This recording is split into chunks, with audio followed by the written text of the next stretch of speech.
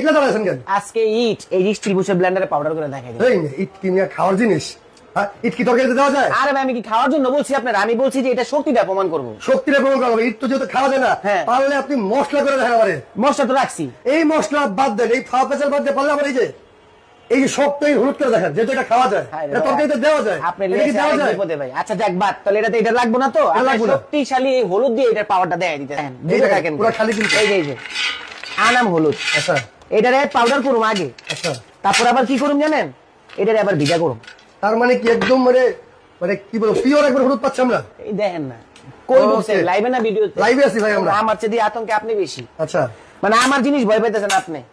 এই দেখেন বিসমিল্লাহ। আচ্ছা ওরে ভাই রে ভাই, এখন তো পুরোপুরি পাউডার হয়ে কিন্তু হয়ে গেছে। হ্যাঁ এখন করে ফেলবো ভিজা দেখেন। এখন বিশেষ করে আর আগেরকার মানে আগে আমাদের যেরকম আমাদের খালারা মারা কিন্তু বাটা মশলাটা বেশি পছন্দ করতে। দেখেন আর আগে মা বোন তো ভাই কষ্টের দিন মনে হয় শেষ। তাহলে একবারে শেষ হয়েছে।